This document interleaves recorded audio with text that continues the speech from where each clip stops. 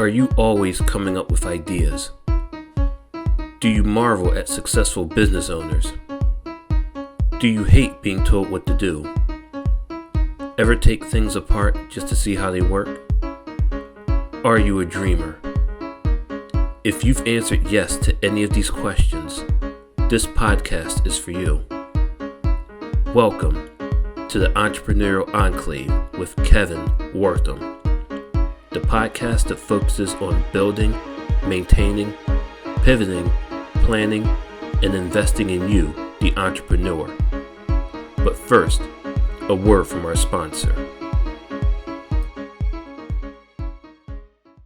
Pro Tapes and Specialties is the world leader in tape manufacturing and specialty conversion with over 40 years of experience. In addition to our pro brand of high-quality specialty adhesive tapes, we provide contract converting services that help improve your profitability, streamline your supply chain, and reduce inventory cost. We offer the most complete range of converting capabilities in the industry, such as cloth tape, double-coated tape, specialty tape, paper tape, masking tape, vinyl tape, carton sealing tape, adhesive transfer tape, duct tape, foam tape, electrical tape, filament tape, foil tape, reflective tape. And the tape just keeps on rolling. Visit us online today at www.protapes.com or call us at 800-345-0234. Pro Tapes, it's just how we roll. Welcome to another fantastic episode of the Entrepreneur Enclave, Life's Coming Attraction. I am your host, Kevin Wortham. And today, man, I am so excited. One of my former students I get to talk to, I get to interview, and I think that this interview has been a long time in the making. Brother LaMar, come on and say a few words, man. How are you today, sir? I'm well. How are you today, sir? I am doing good. So we're going to jump right into it. I want folks to understand where you came from and where you're going and what your vision looks like, right? So I think and I want to share this with you too, that both your wife, particularly your wife, is an impetus for why I have the podcast. Because I remember when we had a gentleman come to our class to talk about digital marketing, and he was interviewing your wife, and it was at that time we thought of the idea of doing a podcast. So I want to thank your wife for just showing me that all things are possible. And then it was through a few other meetings with Quayshawn that we were able to put this together. And I had a funder, Ed Miller from Pro Tapes, who said, Kevin, let's make this happen. So big shout out to Ed. And again, to your wife. Let's jump right into it. So I first meet you several years ago. You were a young person in the Minding Our Business program. And so your first business, you were wanting to do entertainment, correct? That is correct. And I so, was 16 when I met you. Wow. And what was your interest at that time? At that time, I wanted to own and operate my own basketball camp. Okay. For youth. Okay. And so where are we in that proposition?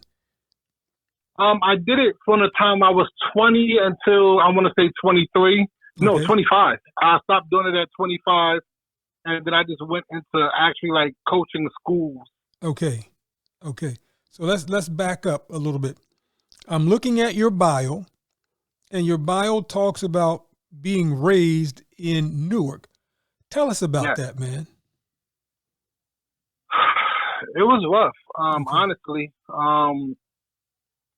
I was born in Newark at UMD, New Jersey. Yes. I lived there until I was roughly the summer of going on 11. Okay. And I lost my mom while I was there. My father fought a battle with drugs.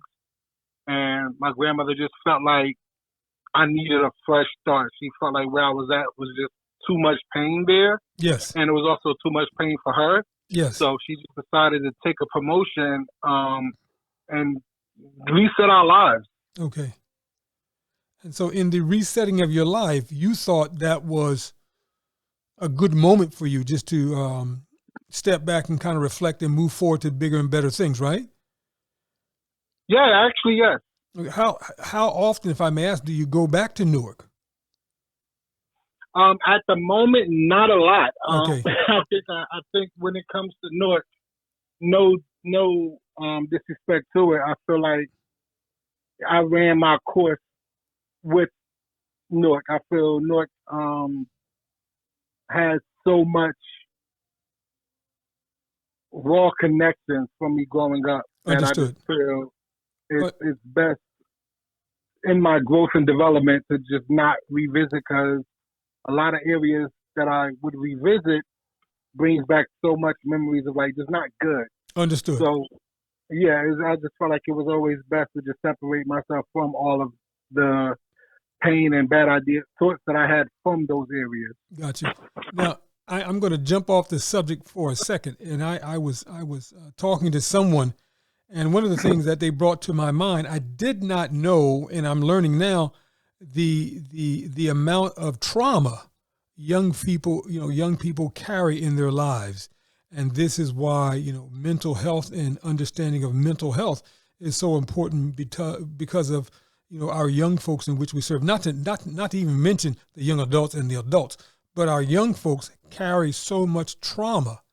I didn't realize that. So I thank you for being strong. I thank you for your grandmother who saw and sought a better way for you. So here you are in Trenton. You and I connected to Minding Our Business program. You're doing basketball camps. And I think the second time that we were to see each other, you were thinking about and you went on to do musical management. How did that get started?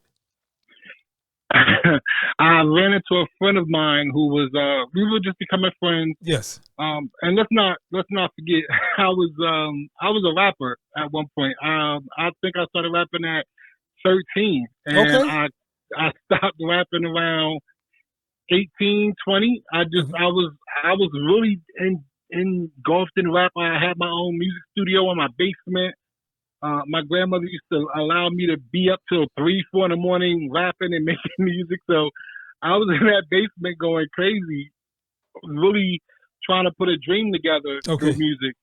Now let me ask this question.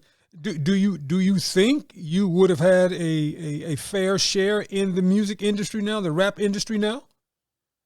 I believe so. I believe if I would have stuck with it by now, because I feel even with me being so young, yes, I was doing things at that moment that people are doing now.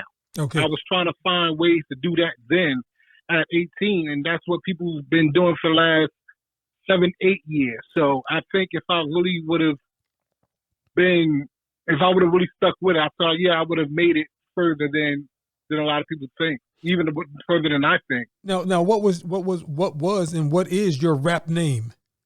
It was Smooth. Smooth, yes. Smooth. Okay. Now, Smooth, could I put you on the spot and ask you to, throw some bars down if that's the right word or colloquialism? I haven't done that.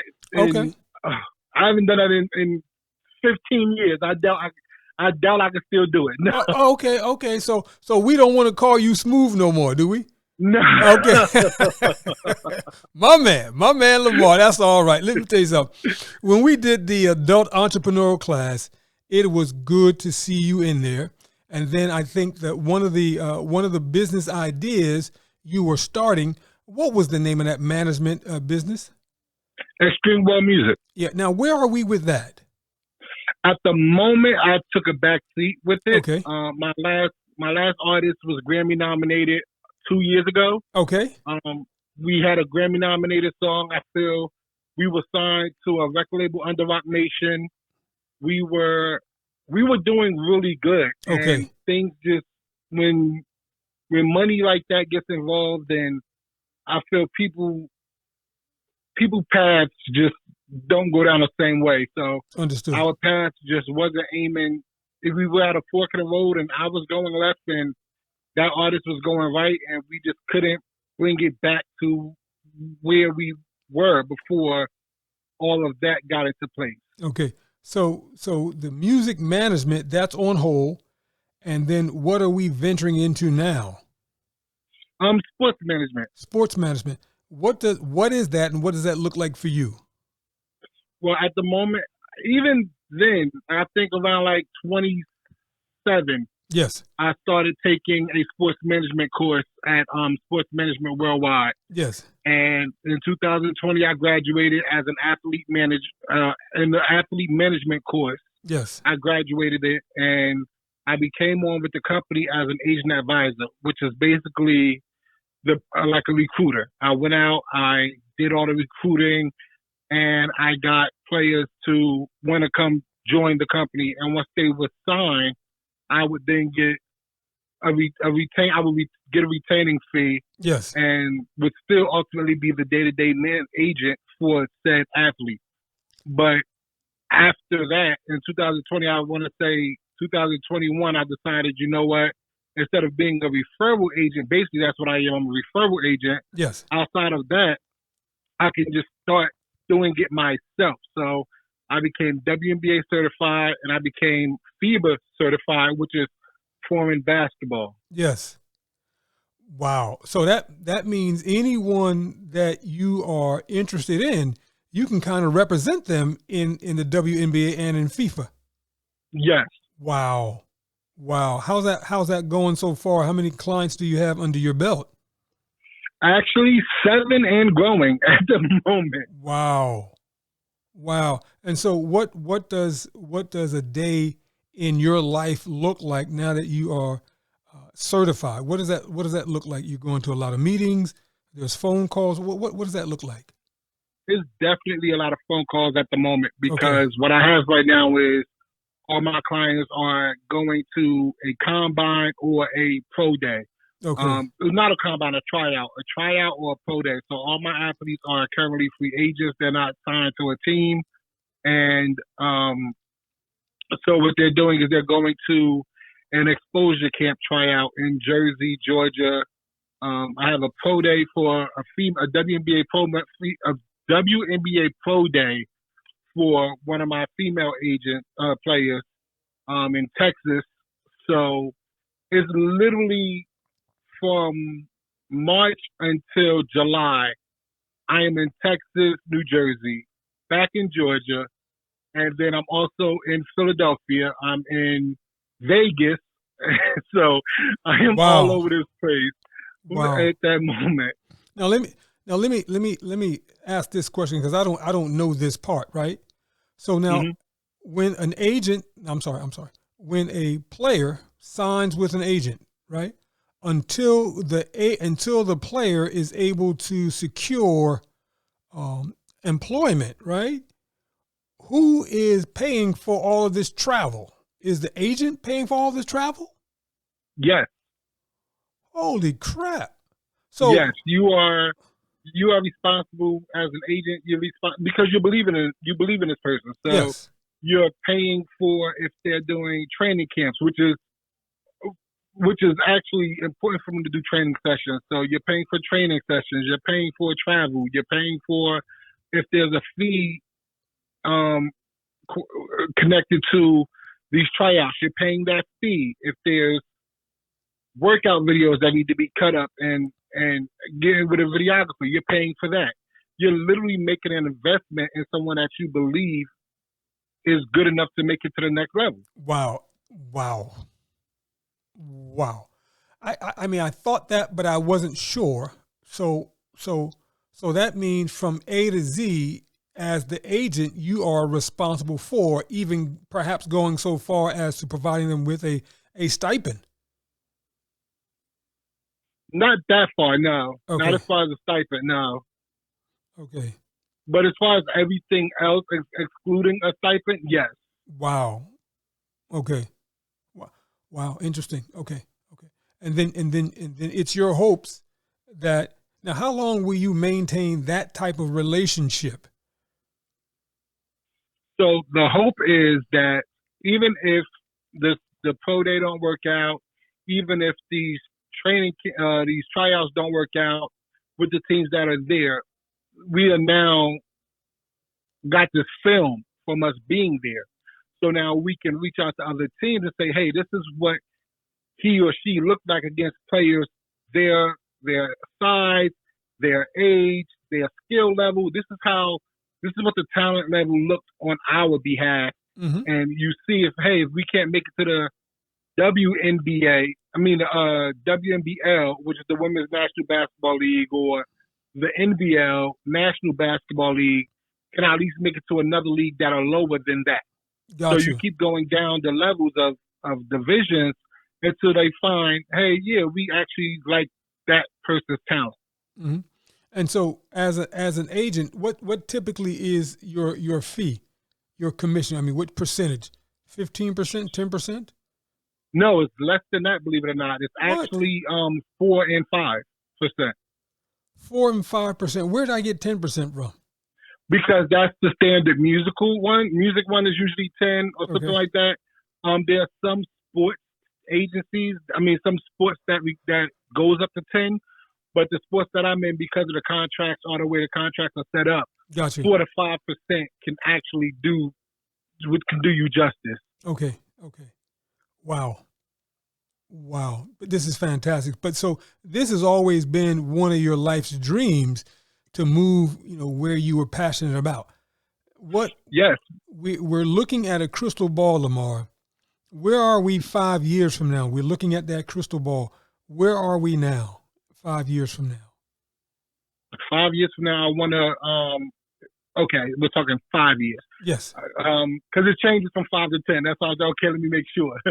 So in 5 years, I'm hoping to have my own sports agency. Yes. I would like to have a basketball, and if I could connect with other people, then bring them on board to create just a worldwide agency. I mean, a sports-wide agency. Yes. But at the moment, it would be solely just a basketball agency. It would be the next Rich Paul. Okay. The top agencies and the top basketball agency in the league. Got you. And so what I know about Rich Paul, and it's probably very limited, he handles every facet of a basketball player's, or not just a player, but not just basketball, but football, but the player's life. So that becomes promotion, management, marketing. And so that's ultimately where you want to be, a complete shop, correct? Yeah. Wow. That's all right, man. And that's 5 years from now. That's 5 years from now. Yeah. Now, do you see a lot of talent in Jersey? Yes, I think the problem is with Jersey is our identity, and our identity is we don't have an identity. Okay. If you're in Jersey, if you're in North Jersey, you're closer to New York, so you got to kind of attach yourself to New York. If you're in Central to South Jersey, you got to attach yourself to Philly because that's a big city. So because of that, we get thrown into that, and in that pot, we're bumping into each other, trying to find our lane. And then it's like, that's not our lane, because we're not, even though we live close to New York, our ball game is different from close than New York. Our ball game is different from Philly. We have a different style of basketball, and I feel like a lot of people really don't get it. So when they see it, it's like, he or she don't play like New York. They don't play like Philly, but they from Jersey, and they don't know where to put us. Got you. And because they don't know where to put us, we really don't get the looks that we deserve. Got you. Now, we're gonna take a pause for a second, and my question is, you've done all this in your life. How would you, and what would you share with a young person who wants to do similar? What advice would you give to a young person? Do it. Just do it. I feel my main problem is, okay, I'm 33 now, and I feel my main problem is it took me to 25 to literally start making moves towards myself, fighting for myself. And then even then, it was a fear involved. And last year, my brother committed suicide due to mental health himself. My brother suffered with depression. Oh, wow. And, my brother committed suicide. So with that, I met a friend, and a month after my brother died, I met this guy. I was connected to him by one of my close friends. And the first thing he said to me is, they already at your house. They already came to fight. Jump off the porch and start swinging. Yes. You're already there. You Yes. don't know what's going to happen until you jump off the porch. Yes. You don't know if you're going to lose. You don't know if you're going to win. Jump off the porch. Yes. And after that, that's really been my motto. Since just jump off the porch and start swinging. Whatever happens. Happens. Yes. So if I fail now, I found a way to. I did it knowing that I gave it everything. Yes. If I survive and I win, it's because I literally just jumped off the porch and I learned as I went, and whatever happened after that, Yes. it happened. Wow. I love that. What would you share? Now that's what you're sharing with a young person. What are you sharing with their parents? What advice would you share to their parents?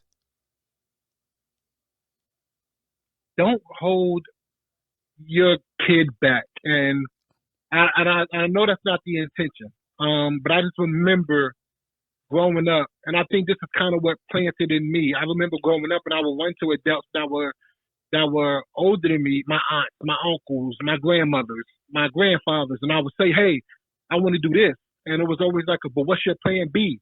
What if that don't work? You know, everybody want to be in the NBA. What if that don't work? What's your plan B?" And because of that, it created a doubt in myself to doubt me. Yes. So whenever I would try to do something, it would always go to, "But are you good enough to do that? Are you smart enough to do that? You're not funny enough to do that." So I would literally talk myself out of doing anything because it was already planted in my mind by other people. So I say, as a parent, don't limit your child's thoughts. Just because that's something that you can't see it, they can see it. And you just ask them, how can I help you get there? I don't see it, but how do I get to where you at so I can help you wherever you're going? You know what, man? I'm not trying to put your business in the street, but we're going to see how well that works. You and your wife just had a beautiful daughter, and Yes. she's going to be a year old, right? Yes, next month. Next month. All right. So happy birthday. Now, when she starts to push the boundaries, what are you going to say to her now that you know the reality? Are you going to say the same thing to her that you just shared to the listening audience? Just do it? Or are you going to say something that's going to be more measured as her father, knowing that you don't want her to get hurt? I mean, let's be truthful, man. Come on. I mean, as a person, as a father, you don't want your kid to be hurt. Yes. You don't. No one wants to see their child fall. Yes. No one wants to. But honestly, my wife and I talk about it all the time. Okay. And our biggest goal as a parent for us is to allow her to push that envelope, allow Okay. her to be herself and go for what she feels is right by her. And if she should fall, if she should fail, Yes. that's something where I'm there to help pick her up. I was there with her. We can learn how to way to attack it again from a different angle. Okay. A wise man named Bill Belichick says, consistency breeds victory, and victory breeds consistency. Okay. So the more consistent you are, the closer you get to winning. As soon as you win, all you do is you just repeat everything you did to win, and that's your consistency. Okay. So I feel that's how our goal is to be. No matter, I always say to myself, because when my daughter was 1 month, my daughter was watching basketball in my arms with me. Yes. So I always said my daughter's going to play basketball. That's me joking around, but that's me hoping that she does. Yes. If my daughter decides not to play ball, but decides she wants to be the next Tony Harris and she wants to play football Yes. as a safety, of course I don't want my daughter to play football, but I'm going to allow her to do that because that's what she wants to do. Who am I to hinder her dreams because I don't see it? Yes. Okay. And that's my main thing. Just because I don't see the top of the steps, don't tell her to walk up the top of the steps. Okay. Fair enough, man. Fair enough. So keep me posted because she is so beautiful. I know she's going to be a handful, and she is going to challenge you and Mom every day. Yeah, she do that now. I know that's right. I know that's right. But I know if anybody can do it and stick to his guns, is you, brother LaMar Rice. All right. So here we go. We're looking at the NFL draft, not the NFL draft. I'm sorry. We're looking at the NFL playoffs, right? Do you Yeah. see guys coming up through the ranks that would love to play NFL football, and they're looking to you for guidance? Are you able to assist those young folks? I am. Okay. If there are guys who are looking, I'm still an agent advisor when it comes to football. Yes. So I am able to help. I have been following Jair Brown's career Yes. at Penn State, a Trenton native. I am beyond proud of him. I remember I met him in high school, and he was just so confident in himself at junior year. Yes. He believed that he can do whatever he wanted. I remember we was at a competition we was at a tournament, and one of my friends that was there played, Canadian football. Yes. He was an NFL free agent. Like, he was legit a really good wide receiver. And I remember him and Jair got into an argument, and Jair's like 16, 17. And Jair's like, I promise you right now, if we race, you're not going to beat me. Yes. And he's like, and I promise you right now, if you line up against me right now, I'm going to stop you. Like, Yes. this kid was he was so confident. And Yes. so, like, he believed in himself. And he was, so, my friend goes, well, how much money you got in your pocket right now? He goes, it's not about money. I don't want your money. He was like, I want your pride. He said, Yeah. so how about you? He was like, you challenge me right now for your pride. And it was like, so, he was just so confirmed in his stance of who he was. Yes. And it was amazing. So when I found out he was at Penn State, I was like, yes, I'm following everything this kid does. So, Okay. I see what he's doing and how he's becoming captains at Penn State and how he's just being probably the best safety in college football that is underrated right now. He is probably the best safety, and is not even close in college football. Well, now let me ask this question: Do you see the historical black colleges? Do you see them as a breeding ground for you to tap into some of your agents? I mean, some of your players as clients? Honestly, now, yes. Okay. Because you have coaches like Deion Sanders who made it possible. Yes. He gave us that avenue, and you see basketball players, even before Deion Sanders, you saw basketball players start to say, you know what, I'm going to commit to an HBCU. Yes. And, you get the people that's like, oh, you're going to an HBCU, they're not as prestige as an ACC or anything like that. Or Yes. And you like, that's true. It may not be as prestigious because it's not as known for them, but honestly, if you're a scout, you're going to go to where the talent is. Yes. So if you have the number one cornerback and he's at Jackson State, guess where you're going? You're going to Jackson State. That's that. Yeah. Yeah. Now on the entrepreneurial side, if there was someone looking to start a similar business as yours, what advice would you give them? Because I want to come back to that question about the HBCU, but what advice would you give them for someone looking to start a business similar to yours? Find a mentor and pick his or her brain. Yes. Until you can't anymore. Pepper them with questions. Yes. Be sure to ask every question in the world. The best thing to do is to find a mentor and to work with that mentor, intern with that mentor, and just get everything you need to get from them because you're seeing them do it. Gotcha. And I feel some of the greatest business people came from having a mentor. Even if you think about Rich Paul, before Rich Paul started Clutch Sports, he was with Leon Rose for 3 years at CAA Sports. Yes. At an agency. He was an agent advisor for 3 years.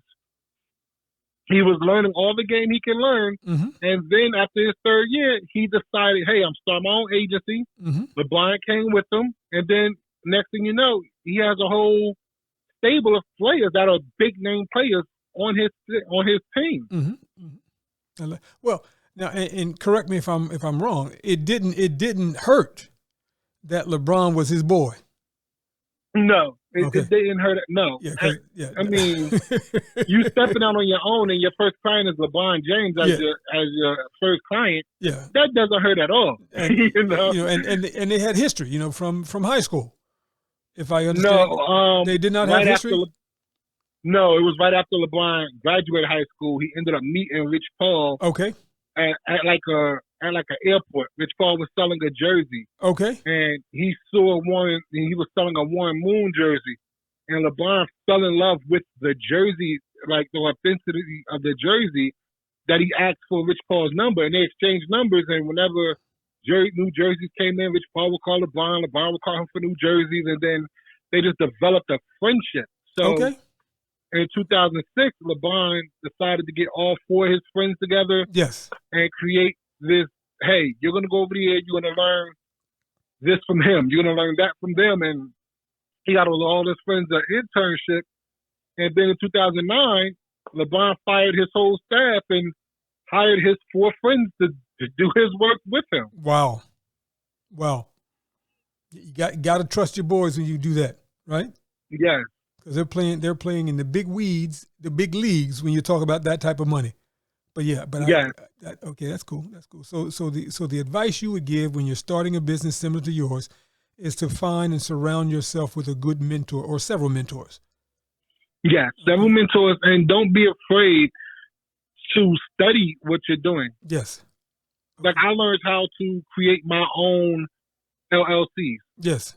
And the reason why I learned how to do that is because I tried to do it one time through a company, and it was going to cost me $500. Yes. And I'm like, I'm not about to pay $500 for someone else to process my LLC. So I'm like, you know what? It got to be an easier way, Okay. and it got to be, for lack of a better term, it got to be a cheaper way. Got you. So I started studying on how to create an LLC in New Jersey, and then I realized, okay, it's only $125, $127 after taxes, and all you got to do is go to here, formulate a business, and that's it. And I'm like, that's really it. And they're like, oh, go to this website, you can get your EIN for free. Got So you. I saved, and like I said, consistency creates victory, victory creates consistency. Yes. What I do, I saved it. I saved it to a bookmark on my phone, so whenever I wanted to start another business, or I had a friend or a family member that wanted to start a business, I know how to do it. Here's the website I can send you.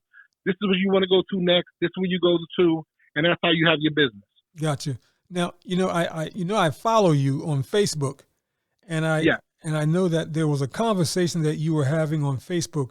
You were sharing with us that someone was offering you an opportunity to coach, I believe at a high school level, basketball, or was it soccer? It would have been basketball. It would have been basketball. Okay. And so what was the outcome of that thought? Did you decide to do that? Are you talking about recently, or are you talking about just recently? I would say in the past 70, definitely the past 30 days. Okay, so what happened was I was actually offered to become the head of basketball for a startup sports agency. Yes. They were trying to bring me on as the loan agent on that new basketball, and they actually wanted me to run basketball. So they had, like, one of them was a baseball agent, the other one's a hockey agent. So they were saying, hey, we want to create a basketball department as well, and we basically want you to be the manager of the basketball department. And you can hire any agents you want to hire to work for you. You can ultimately sign whoever you want to sign. They basically was giving me carte blanche to do whatever I wanted to do with that program. Wow. And I personally, just for personal reasons, I turned it down. Okay. And so, yeah, that's what happened with that. Wow. Now, will that opportunity or a similar opportunity come up again? Yes. Okay. It actually has, because of that, another company reached out to me and said, hey, we want you to start our basketball program. We're a soccer company, and we've been doing soccer for over 15 years. Yes. But we want to stretch the basketball, and we've noticed you, like, they noticed, like, dude, we noticed you in 2020. You graduated in 2020.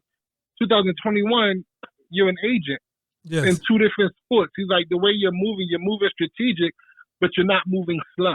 Yes. There's like, you're moving fast, you're creating a path for yourself, you're focusing on your target, and you're just attacking. And it was like, and we want an agent like that. We need somebody running a program like that. So they actually offered for us to sit down and discuss in further details about me actually starting that program up there. That is fantastic. I told you, man, from day one, man, I have just been impressed by you, and you give me hope, brother. So I am vicariously living through you and praying for you and hoping that all your dreams and your passionate desires come true. So with the time that we have left, is there anything that you want the listening audience to know about how you process, how you stay focused, how do you stay motivated? Lately, there's been just a lot of quotes. A lot of the same quotes been coming across my screen, and they keep saying 6 months of sacrifice or 6 months of dedication can change your life forever. Okay. And that's been honestly the biggest quote that's been going on, like literally everywhere I go, whether it's Facebook, whether it's Instagram, whether it's Twitter, whether it's YouTube, no matter where I'm at, that message has been coming across my screen. And I said, you know what? That's it. I'm going to take a year of sacrifice. The whole year 2022, I'm going to work really hard at everything that I want to do. I'm going to sacrifice the sleep. I'm going to sacrifice the spare time to hang out with my boys. I'm going to sacrifice the spare time to do other stuff and just literally focus on my business of becoming a sports agent. So my goal is I'm still in school. Yes. Now I'm in school and I'm going for my bachelor's degree in sports management and media. Yes.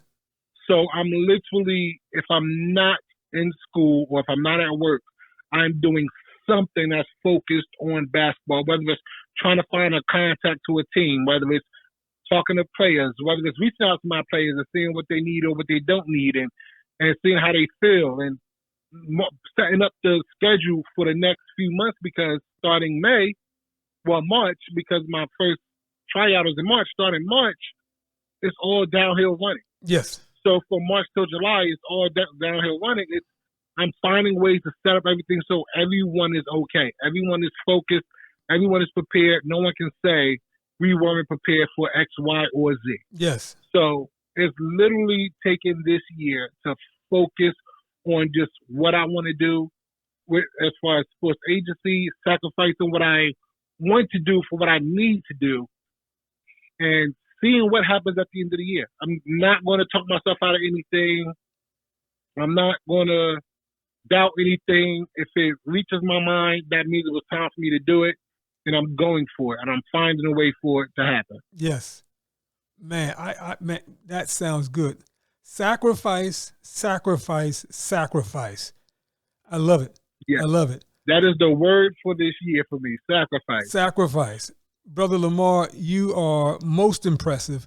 I've watched you grow up, and man, I could not be more pleased with your passion and your pursuit. So we want to thank you for just hanging out. We want to thank you for just sharing. And brother, I have to keep saying it.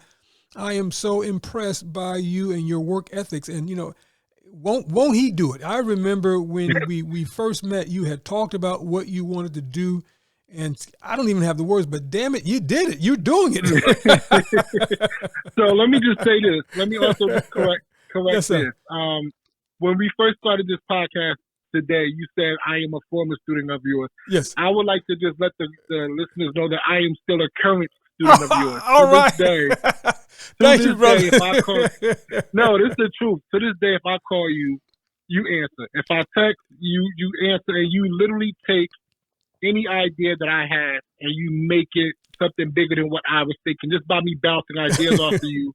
And you bounce them back with me. Like you and me was talking about a trademark. Yes. A few months ago, I was telling you I wanted to trademark something. Yes. And even with the way you took the name that I was saying, you even made the name something different. And you was like, dude, that name is close to what you're saying, but if you take that, you could use that to this. Wow. You can stretch out to that. You can stretch, and you literally made it something bigger than what I was even thinking. And I was already thinking big. And the fact of the matter is, you came in, you made it bigger. If I need help with forming a business plan, I have you. Yes. To this day, you're, like I said, I met you at 16. You're one of the first men that I met that was inspirational to me, that showed me there was another way than, selling drugs or being on the street. You was one of the first men that literally came in my life and showed me that there was a better way. And I followed you Like, Wow. I followed you as far as I can follow you. Wow. And I will follow you even further because, and I say this to everybody when I talk about you, your ears must ring every time I talk about you. I always mention, you know, Mr. Kelly been doing this for 20-something years. Yes. 20-something years, and you never heard one bad thing about this man. Yes. So he got to be doing something right. I'm like, you can say whatever you want, but when somebody's been doing something for 25 years and you don't have one negative thing you heard or to say about that person, you know they're doing something right, and that's somebody that you need to follow. Yes. And I just want you to know, if I don't say it enough, I appreciate the hell out of you because I know without you, I don't know where I would be. Wow. LaMar, brother, listen to me. I am humbled. I am honored by your kind words. And just for the record, whatever you need, whatever I can do to assist you and to help you, we're going to continue this relationship. But brother, I am deeply humbled and honored by your kind words. And thank you for allowing me to be a part of your life, man. All right? Yes, sir. Listen, how do you end a podcast like that, man? Listen, LaMar, I love you, man. Thank you. I love you thank too. you. Thank you. Let's keep each other in prayer. Let's keep each other sir. posted, and let's work it. Let's both, you and I, make the sacrifice, make the commitment to be greater. Yes, sir. All right. We'll talk to you then, man. Thank you so much. Thank you. All right. Bye-bye. All right, bye-bye. That concludes another episode of The Entrepreneurial Enclave with Kevin Wortham, the podcast that focuses on building, maintaining, pivoting, planning, and investing in you, the entrepreneur. We hope you found this episode informative and enlightening. If you have any questions or comments about any of our episodes, please call 609-731-9311 or email kevin@minding-our-business.com. We look forward to joining us for our next one. Until next time.